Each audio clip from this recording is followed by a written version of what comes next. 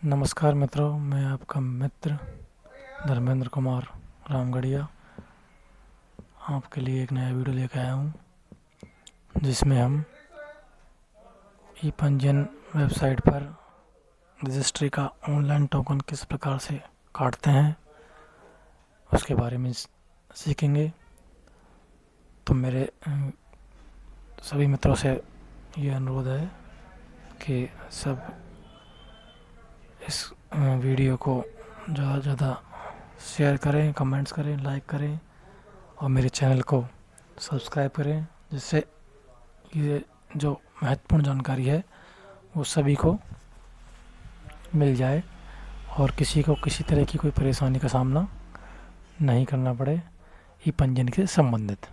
तो चलिए अपना वीडियो स्टार्ट करते हैं। सबसे पहले हमें अपना क्रोम ब्राउज़र खोलना है। क्रोम ब्राउज़र में लिखना है हमें ई पंजीयन। जैसे आप सर्च करोगे तो कुछ इस तरह का इंटरफेस आपके सामने खुलेगा। उसके बाद हमें इस पर क्लिक करना है, ई पंजीयन Rajasthan registration and stamp IGRS पे। इस पर जैसे अपन क्लिक करेंगे कुछ इस तरह का इंटरफेस आपके सामने खुलेगा।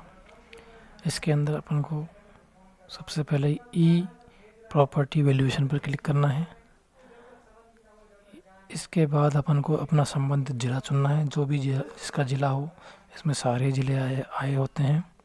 कुछ इस तरह से देख के जो भी अपना ज़िला है वो अपना ज़िला चुने।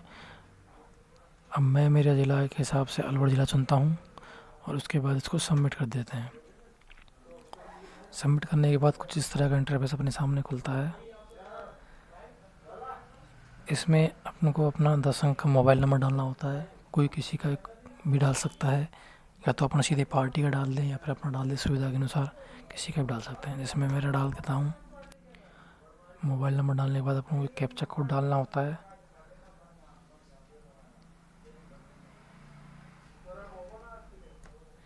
कैप्चा कोड डालने के बाद में अपन को करना है फ्रेश वैल्यूएशन पे।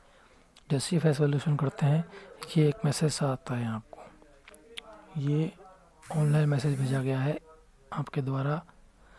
तो आपके मोबाइल में मैसेज आएगा, उस मैसेज का OTP अपन इसके अंदर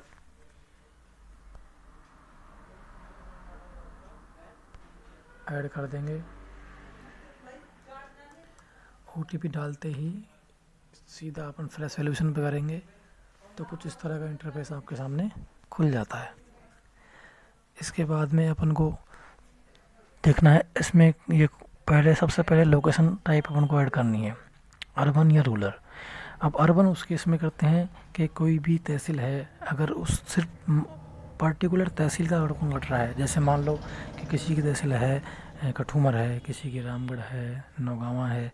तो जैसे रामगढ़ तहसील का प्रॉपर रामगढ़ का गांव का कोई टोकन हुआ सिर्फ रामगढ़ का, तो उसमें अर्बन करेंगे, मानी शहरी है। और अदर कोई भी गांव का हुआ रामगढ़ तहसील का तो अपन करेंगे रूरल में। तो अपन पहले एक बार रूरल करके देखते हैं। तो जैसे ही रूरल पे क्लिक कर देंगे, स्टेप बाय स्टेप उनको पूरी जानकारी इसमें फिलअप करनी होती है। फिर इसमें आता है कैटेगरी स्टेटस। इसके बाद में अगर सेल्फ खुद कर रहा है तो कोई दिक्कत नहीं, सेल्फ हो जाएगा। अगर इसके बाद कोई जैसे कंपनी बेच रही है या कोई भी गवर्नमेंट निकाय बेच रही है तो फिर ऑर्गेनाइजेशन कर देते हैं अपन उसमें। जैसे ऑर्गेनाइजेशन में ये खोलेंगे, भागीदारी फार्म है, LLP फार्म है, कंपनी है, ट्रस्ट है, सहकारी समिति है, जो भी बेच रहा होगा वो आ जाएगा इसमें।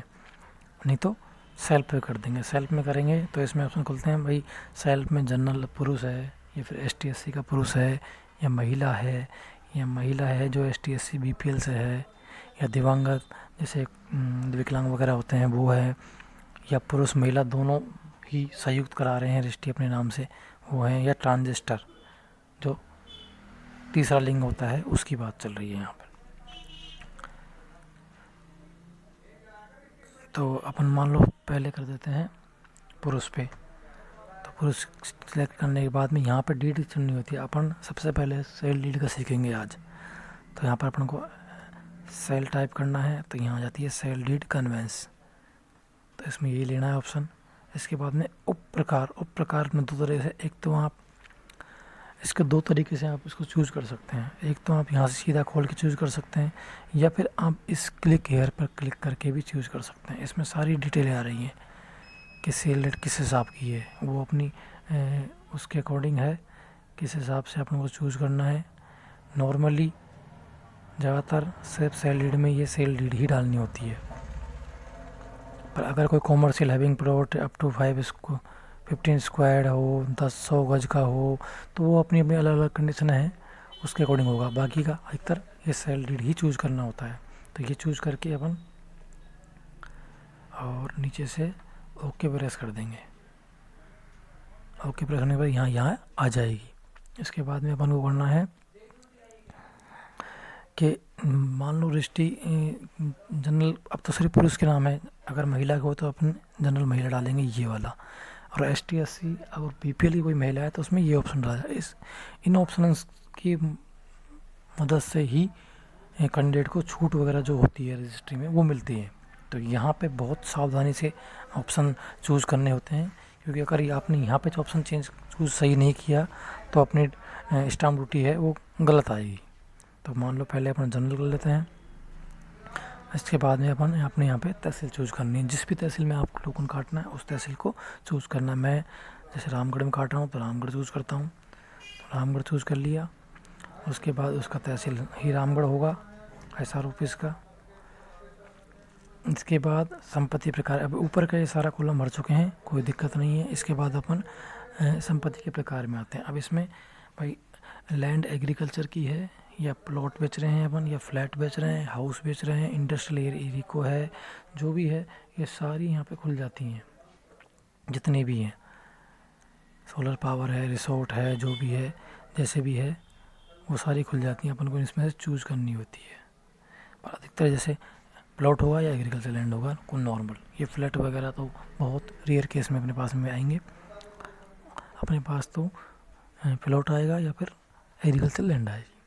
तो सबसे पहले अपन प्लॉट के चूज़ कर लेते हैं। उसके बाद अब गांव में चूज़ करते हैं किस गांव की ज़मीन है जिसमें प्लॉटिंग हुई रखी है। मान लो सपोज अपन चूज़ कर लेते हैं अलावड़ा, जो कि रामगढ़ में गांव है, उसकी चूज़ कर ली। इसके बाद में इसको श्रेणी को खोलते हैं तो इसमें 4 तरह की आ गई।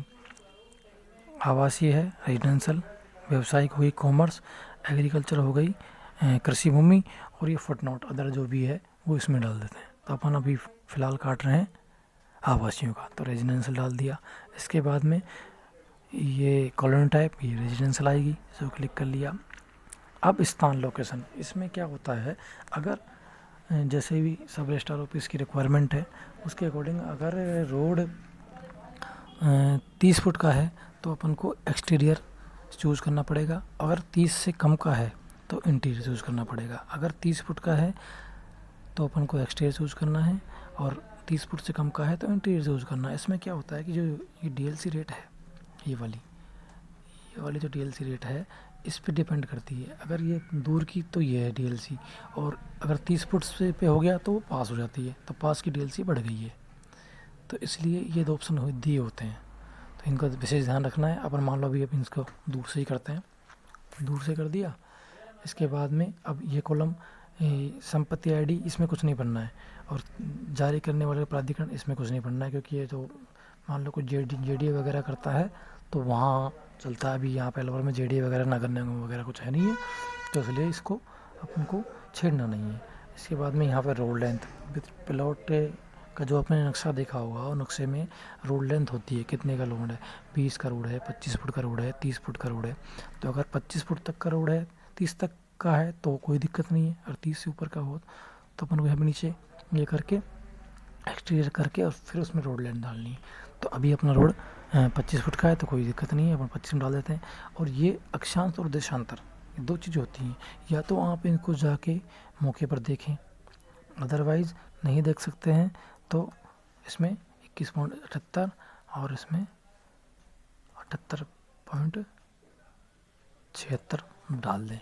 कोई बड़ा इशू नहीं है, इसमें कुछ भी डाल सकते हैं, कोई अपनी सुविधा अनुसार कोई फर्क नहीं पड़ता। अब ये आ रहा है प्लॉट खसरा नंबर, तो इसमें अपन को डालना है किस खसरे में से प्लॉटिंग हो रही है। मान लो ऐसे अपन डालना है KH खसरा डॉट नंबर 123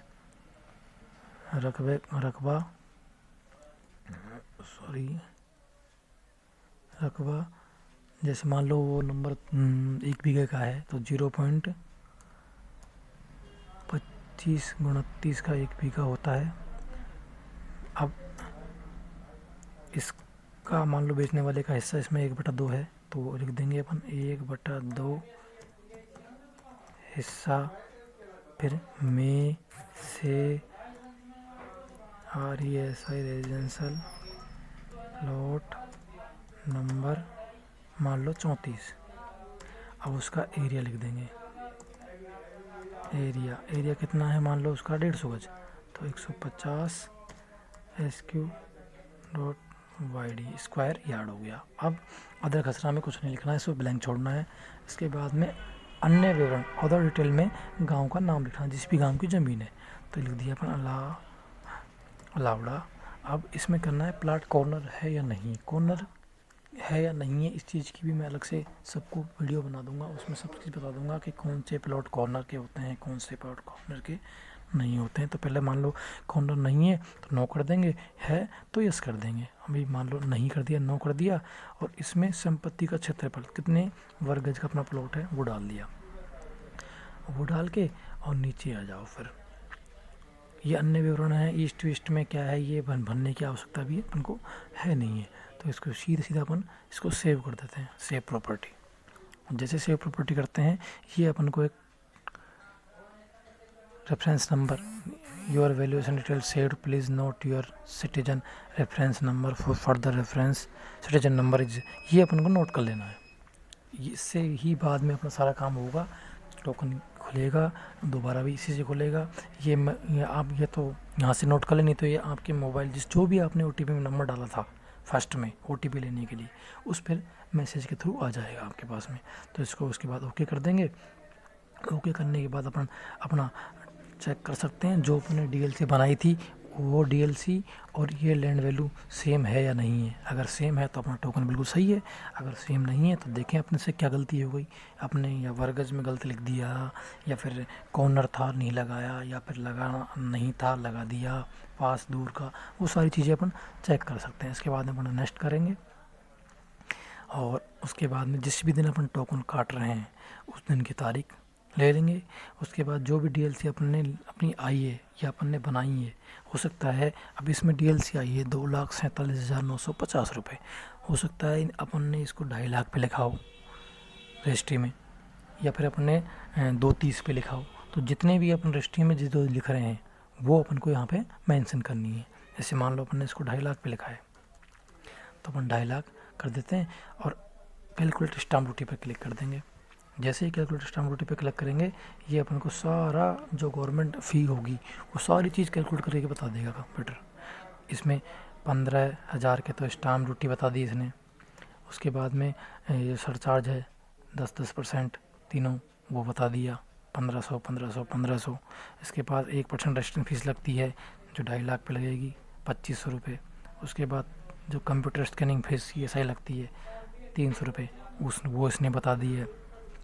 और इसका टोटल खर्चा 22,300 रुपये का सरकारी खर्चा आना है इस रजिस्ट्री में। इस कंडीशन में 150 गज का प्लाट होगा, अलाउडा की ज़मीन होगी, 25 फुट का रोड होगा, 2.5 लाख पे अपन ने इसको लिखा है, तो ये फल के आ गया टोकन नंबर। इसको अपन सेव कर देंगे। अब जैसे अपन इसको सेव करेंगे तो सेव करते ही ये यहाँ पे एक मैसेज आएगा वैल्यूएशन डिटेल सेव्ड सक्सेसफुल। इसका मतलब अपनी डिटेल बिल्कुल सक्सेसफुली सेव हो चुकी हैं सिस्टम पर। तो इसको अपन ओके कर देंगे। उसके बाद में 4 ऑप्शन खुलते हैं। एक तो calculate stamp duty, save, proceed for party detail और प्री वैल्यूएशन रिपोर्ट। अपन को सबसे पहले प्री वैल्यूएशन रिपोर्ट पर क्लिक करना है, जिससे अपन इसको बाद में देख सकते हैं कि अपना क्या खर्चा आया है क्या खर्चा नहीं आया है। तो ये एक ऐसा इंटरफेस खुलेगा, उसमें ये आपके पास में पहले वैल्यूएशन रिपोर्ट आ जाती है। चाहे तो आप इसका सीधा प्रिंट ले सकते हैं सीधा, या फिर इसको सेव करके रख सकते हैं, जैसे भी आप अपनी सुविधा के अनुसार ये कर सकते हैं। इसके बाद इसको मिनिमाइज़ कर दें। यहाँ तक का प्रोसेस है अपन को स्टाम्प ड्यूटी कैसे कैलकुलेट करनी है, कैसे गाँव का सेलेक्ट करना है, कैसे DLC भरनी है, ये चीज़ यहाँ तक की है। तो इस वीडियो में अपन देखा कि अपन ने कैसे फर्स्ट में लॉगिन किया, OTP डाल के फ्रेश वैल्यूशन किया, उसके बाद में कैसे डीड को सेलेक्ट किया, उसके बाद में अपन ने देखा कि कैसे कैसे अपन ने उसमें गांव का नाम फीड किया। ओके, तो इस वीडियो में इतना ही है। बाकी और जो जानकारी है पार्टी कैसे फीड होगी वो हम आपको अगले वीडियो में जानकारी उपलब्ध कराएंगे।